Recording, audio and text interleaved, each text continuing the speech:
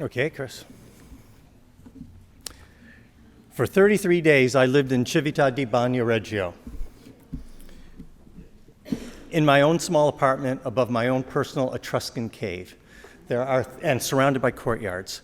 And there are 33 cantos in Dante's Paradiso. So every day I got up and I read one canto and I used sparks for my work that I was doing there. The Civita is called the Dying City. It's isolated. It's only connected to the main landmass by this bridge that you can see on the right, which once, 200 years ago, was 120 feet higher.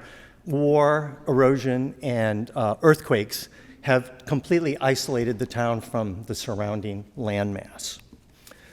And the erosion it's made out of volcanic tufa rock sitting on a bed of unstable clay. And so over the years, half of the town practically has just fallen into the valley. It just, pieces are breaking off all the time. And this little ribbon here, a generation and a half ago, you could walk on it. So now it's only 8 inches tall at the top.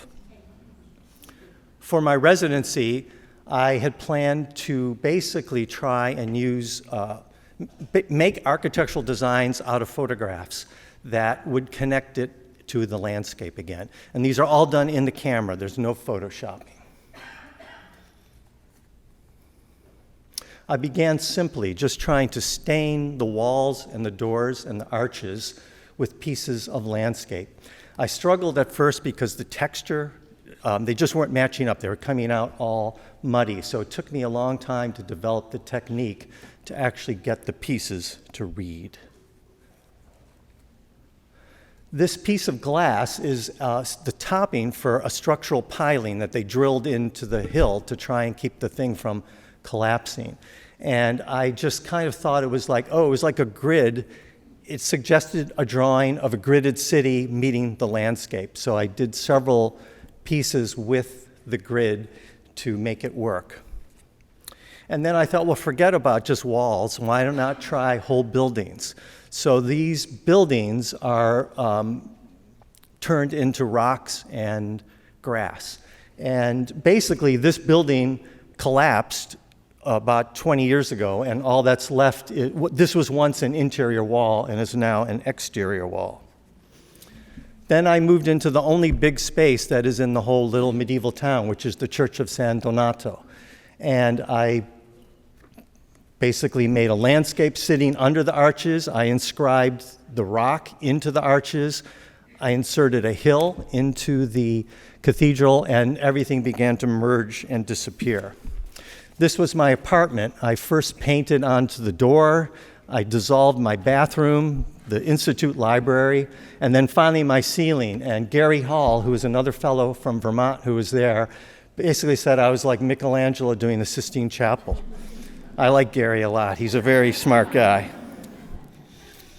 I then moved into the piazza and began to take what was this dirt piazza and turned it into a lush landscape.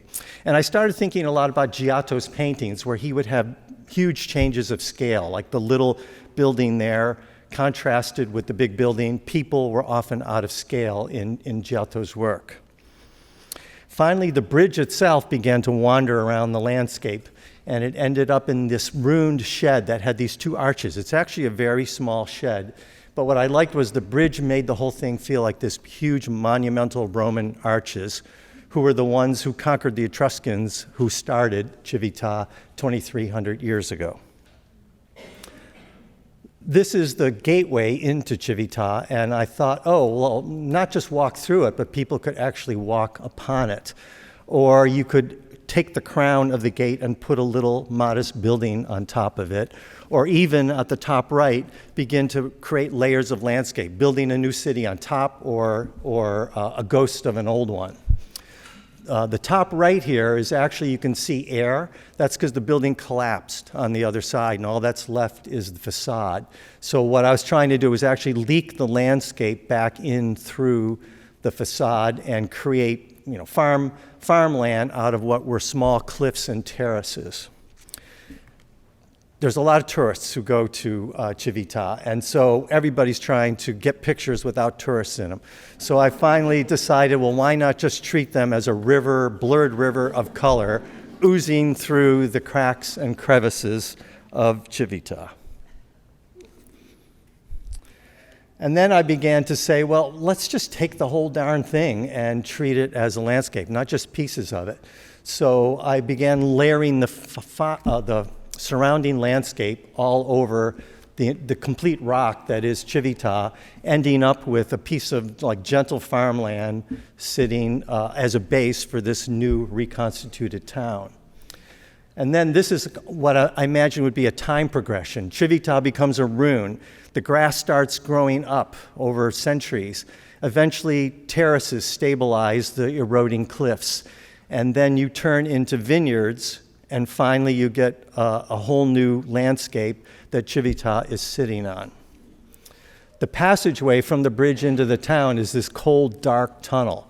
And so I thought, well, what if you turned it into basically a pergola where it's wrapped with all sorts of greenery and flowers, or you take the archway and bring in light from above, so it's this mysterious thing that makes the transition from the outer world into Civita.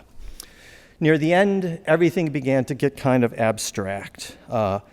I felt that I was like drifting away, but I also started thinking that my idea of connecting the building, the city with the landscape was actually a bigger thing, that Civita is really made up of these icons, the bridge, the tower, the piazza, and we've become frozen in those icons. That's all we can see. So that in a way, by creating these imagined architectural landscapes, I was actually trying to jar us out of seeing Civita in the way that we normally do, and get back to seeing it as the beautiful, magical place it is without all the iconic stuff on top of it.